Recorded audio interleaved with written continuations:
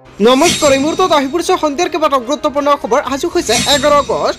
আজিও সোমোৱা নাই নেকি আপোনাৰ একাউণ্টত অৰুণোদয় আঁচনিৰ টকা? মুখ্যমন্ত্ৰী ডক্টৰ হিমন্ত বিশ্ব শৰ্মাই অৰুণোদয় আঁচনিক লৈ নতুন তাৰিখ ঘোষণা কৰিছে। লাখ লাখ মহিলাৰ একাউণ্টত 1250 টকাকৈ প্ৰদান কৰা হ'ব। লগতে মহিলা গোটৰ একাউণ্টত সোমাব 10,000কৈ টকা। মুখ্যমন্ত্ৰী ডক্টৰ হিমন্ত বিশ্ব শৰ্মাই মহিলা উদ্যমিতা আঁচনিক লৈ কেইবাটাও ডাঙৰ মন্তব্য কৰিছে। যদি আপোনাৰ ৰেচন কাৰ্ড আছে, আপুনি লাভ কৰিব প্ৰত্যেক মাহতে 2,000কৈ টকা। অতি শীঘ্ৰে কৰক আপুনি আবেদন, অতি সহজতে ঘৰতে বহি কৰিব পাৰিব আবেদন। লগতে লাখ লাখ দুখীয়াৰ বাবে এটা ভাল খবৰ, চৰকাৰী ঘৰ আবেদন কৰা প্ৰতিজন ব্যক্তিয়ে পাব নতুনকৈ চৰকাৰী ঘৰৰ সুবিধা। অতি শীঘ্ৰে আপুনি তালিকা চাওক আপোনাৰ নাম আছে নে নাই। লগতে কেইবাটাও ৰাজনৈতিক খবৰৰ লগতে অৰাজনৈতিক খবৰ যুগুত কৰা হৈছে আজিৰ দিনটোত। গোটেই অসম তথা ভাৰতৰ বিভিন্ন প্ৰান্তৰ পৰা যুগুত হৈছে কেইবাটাও ডাঙৰ খবৰ।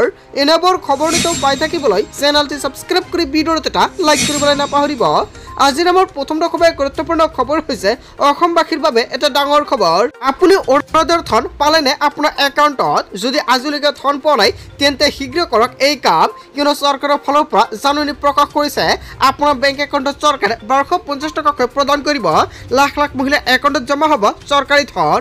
অৰুণোদয় আঁচনিৰ প্ৰতিগৰাকী হিতাধিকাৰী লাভ কৰিব এই ধনৰাশি। প্ৰতিগৰাকী হিতাধিকাৰীৰ একাউণ্টত ধন জমা হৈছে 1250 টকাকৈ, কিন্তু এতিয়ালৈকে আপুনি পোৱা নাই।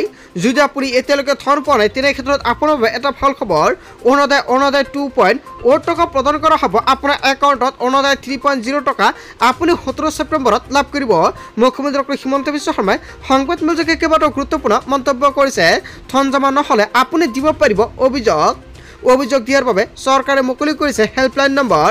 হেল্পলাইন নম্বৰটো হৈছে 0361223705 এইটো নম্বৰ এতিয়া আপুনি ছেভ কৰি ৰাখক আপোনাৰ মোবাইল ফোনত। নতুনকৈ আবেদন কৰা হিতাধিকাৰীৰ একাউণ্টত এই মাহতে টকা আপুনি নাপাব।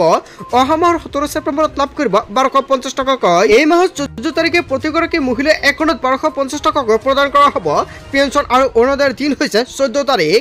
আৰু উপকৃত হিতাধিকাৰী কিমানগৰাকী হিতাধিকাৰীৰ একাউণ্টত চৰকাৰে এই টকা প্ৰদান কৰিব? বহুতো হিতাধিকাৰীৰ নাম কৰ্তন কৰা হৈছে জুন আৰু জুলাই মাহত, আৰু এই মাহতো বহুতো হিতাধিকাৰীৰ নাম কৰ্তন কৰা হ'ব। কিমান হিতাধিকাৰী একাউণ্টত চৰকাৰে এই টকা প্ৰদান কৰিব সেয়া সম্পৰ্কে উল্লেখ কৰিছে। অৰুণোদয় শ্বহীদ কুশল কোঁৱৰ সাৰ্বজনীন বিধৱা পেঞ্চন। কেৱল এয়াই নহয়, ৰাষ্ট্ৰীয় দিব্যাংগ বিধৱা পেঞ্চন আৰু বৃদ্ধ পেঞ্চন আঁচনিত ধন সোমাব আপোনাৰ একাউণ্টত। আৰু 14 তাৰিখৰ পূৰ্বে যদি আপোনাৰ একাউণ্টত কিবা সমস্যা আছে আপুনি সমাধান কৰক, অন্যথা আপোনাৰ একাউণ্টত আপুনি টকাটো নাপাব। চ' বন্ধু বান্ধৱীসকল, আপুনি ঠিকেই শুনিছে। ছেপ্টেম্বৰ মাহতে আপোনাৰ বেংক একাউণ্টত চৰকাৰে প্ৰদান কৰিব অৰুণোদয় আঁচনিৰ ধন ৰাখি, আৰু এই মাহত আপোনাৰ টকাটো পেণ্ডিং হৈ থাকিব। আপোনালোকে সকলোৱে যেনে আগতে চৰকাৰে আপোনাৰ বেংক একাউণ্টত প্ৰদান কৰিছিলে প্ৰত্যেক মাহৰ 10 তাৰিখত, আৰু এতিয়া চৰকাৰে 14 তাৰিখত 2 মাহ ধৰি প্ৰদান কৰি আছে। আৰু এই মাহতে মুখ্যমন্ত্ৰী ডক্টৰ হিমন্ত বিশ্ব শৰ্মাই মন্তব্য কৰিছে অৰুণোদয় 3.0ৰ বাবে কিবা অসুবিধা হৈছে, আৰু যাৰ জৰিয়তে চৰকাৰে প্ৰদান কৰিব আপোনাৰ বেংক একাউণ্টত 17 ছেপ্টেম্বৰত 1250 টকাকৈ। যদি আপুনি এই মাহৰ টকাটো নাপায় তেনেক্ষেত্ৰত আপুনি অহা মাহৰ টকাটো লাভ কৰিব। আৰু এই মাহত অৰুণোদয় 2.0ৰ টকাটো লাভ কৰিব পাৰে 14 তাৰিখত। যদি টকাটো নাপায় তেনে ক্ষেত্ৰত অহা মাহৰ 17 ছেপ্টেম্বৰত লাভ কৰিব বেংক একাউণ্টত ধন ৰাখি। চ' বন্ধু বান্ধৱীসকল, আজিৰ ভিডিঅ'টো সকলোৱে বেছিকৈ শ্বেয়াৰ কৰি দিব। তাৰপিছত অসমবাসী ৰাজুক জনাইছোঁ আমাৰ পৰৱৰ্তী খুবেই গুৰুত্বপূৰ্ণ খবৰ, লগতে ডাঙৰ খবৰ। বাংলাদেশী মুক্ত অসম কেৱল মুছলমানৰ বিচাৰে, কেইবাটাও ডাঙৰ মন্তব্য কৰিছে আমচুৰ তৰফৰ পৰা। 10 বছৰৰ পিছত অসমীয়া জাতি মিয়াই ধৰি ৰাখিব। কোনো মুছলমান বাংলাদেশী মুছলমানৰ পক্ষ ল'ব কোৱা নাই। মুখ্যমন্ত্ৰীয়ে মুছলমানৰ ঐক্যতা ভংগ কৰিব বিচাৰিছে। মুছলমানে কোনো বাংলাদেশীৰ পক্ষ নলয়। আমাৰ নিজৰ থাকিবলৈ ঠাই নাই, বিদেশী কিয় ঠাই দিম বুলি মন্তব্য কৰিছে আমচুৰ তৰফৰ পৰা। বাংলাদেশী মুক্ত অসম অন্তৰৰ পৰা কেৱল মুছলমানে বিচাৰে। আমাক সন্দেহজনক নাগৰিক বুলি কোৱা সকলোহে বাংলাদেশীক পাৰি দিয়ে বৰ বিৰাট। প্ৰধানমন্ত্ৰী কিয় বাংলাদেশৰ প্ৰাক্তন প্ৰধানমন্ত্ৰীক দিল্লীত লুকুৱাই থৈছিল, এনেকুৱাকৈ এতিয়া ডাঙৰ প্ৰশ্ন উত্থাপিত কৰিছে। এতিয়াই উত্তৰ দিব লাগিব চৰকাৰে। বাংলাদেশীৰ নামত কোনো মুছলমানক অত্যাচাৰ কৰিবলৈ দিয়া নহ'ব। মিয়া কোনো জাতি নহয়, সন্মানীয় শব্দ। লুঙি টুপি দাড়ি দেখিলেই তুচ্ছ তাচ্ছিল্য নকৰিব। ধুবুৰীৰ পৰাই আমচুৰ হুংকাৰ। মুখ্যমন্ত্ৰী ডক্টৰ হিমন্ত বিশ্ব শৰ্মাই অসমীয়া জাতি ভাঙিব বিচাৰিছে বুলি মন্তব্য কৰিছে। লাখ লাখ মুছলমানক লগত লৈ আমচুৰ গৰ্জন। তাৰপিছত অসমবাসী ৰাজুক জনাইছোঁ আমাৰ পৰৱৰ্তী খুবেই গুৰুত্বপূৰ্ণ খবৰ, লগতে ডাঙৰ খবৰ। ইয়াৰ পিছতে মুখ্যমন্ত্ৰী ডক্টৰ হিমন্ত বিশ্ব শৰ্মাই আমচুক প্ৰত্যুত্তৰ প্ৰদান কৰিছে। হয় বন্ধু বান্ধৱীসকল, মুখ্যমন্ত্ৰী ডক্টৰ হিমন্ত বিশ্ব শৰ্মাই আমচুক প্ৰত্যুত্তৰ প্ৰদান কৰিছে। আমচুৰ মিটিঙত মানুহ হ'লেও প্ৰভাৱ নপৰে চৰকাৰৰ উচ্ছেদ হ'বই।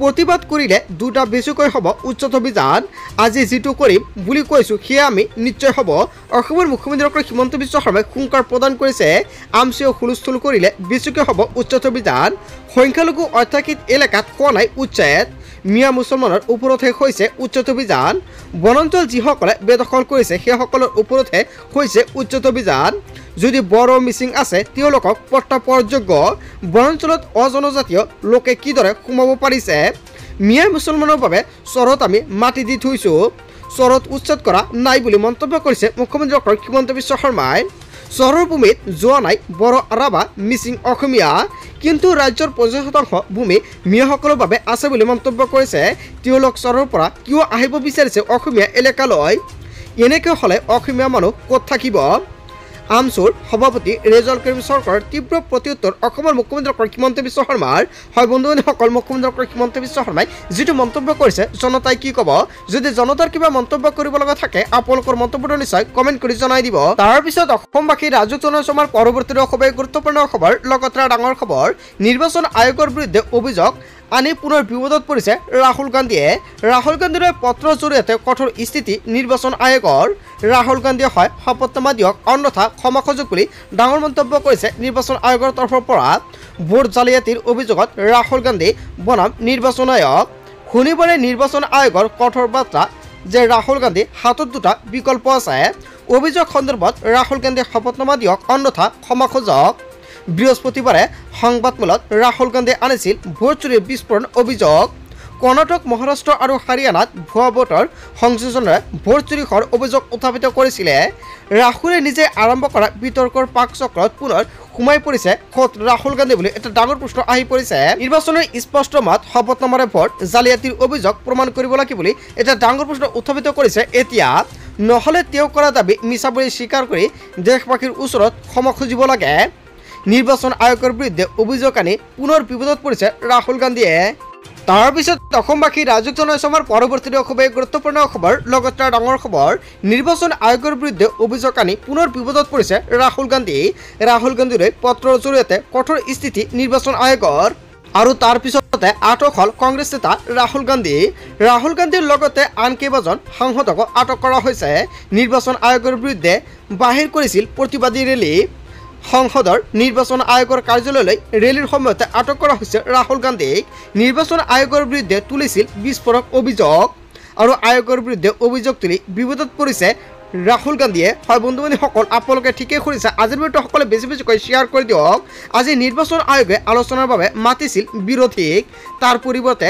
ৰাজপথত উত্তাল প্ৰতিবাদ সাব্যস্ত কৰে বিৰোধীয়ে আৰক্ষীয়ে দুখনকৈ বাছেৰে উঠাই লৈ গৈছে প্ৰতিবাদকাৰীসকলক আটক হ'ল কংগ্ৰেছ নেতা ৰাহুল গান্ধী কিহৰ বাবে আটক হৈছে আপোনালোকে নিশ্চয় সম্পূৰ্ণকৈ জানিলে আজি ভিডিঅ'টো সকলোৱে বেছিকৈ শ্বেয়াৰ কৰি দিব আৰু এনেকুৱা ভিডিঅ' প্ৰতিদিন পাই থাকিবলৈ চেনেলটি ছাবস্ক্ৰাইব কৰি ভিডিঅ'টো এটা লাইক কৰি দিব তাৰপিছত অসমবাসী ৰাজুক জনসমাৰ পৰৱৰ্তী খুবেই গুৰুত্বপূৰ্ণ খবৰ লগতে ডাঙৰ খবৰ উচ্ছেদৰ লগতে এইবাৰ আৰম্ভ হ'ব বৃহৎ তদন্ত বিহাৰ ধুবুৰী বেংগলৰ পৰা অহা মানুহক লৈ কেইবাটাও গুৰুত্বপূৰ্ণ মন্তব্য কৰিছে অসমৰ মুখ্যমন্ত্ৰী ডক্টৰ হিমন্ত বিশ্ব শৰ্মাই আৰু সেইসকল লোকৰ বিৰুদ্ধে অতি শীঘ্ৰে হ'ব তদন্ত বিহাৰ ধুবুৰী বেংগলৰ পৰা অহা মানুহক লৈ সন্দেহ প্ৰকাশ কৰিছে মুখ্যমন্ত্ৰী ডক্টৰ হিমন্ত বিশ্ব শৰ্মাই স্থায়ী বাসিন্দা নহ'লে উপযুক্ত কৰিব ইনকুৱাৰী খেদ হ'ব লগে ৰাজ্যজুৰি চলি আছে সৰ্ববৃহৎ উচ্ছেদ অভিযান উচ্ছেদৰ লগে আৰম্ভ হৈ গৈছে ইনকুৱাৰী তাৰপিছত অসমবাসী ৰাজুক জনসমাৰ পৰৱৰ্তী খুবেই গুৰুত্বপূৰ্ণ খবৰ লগতে ডাঙৰ খবৰ জৰুৰী কাম নাথাকিলে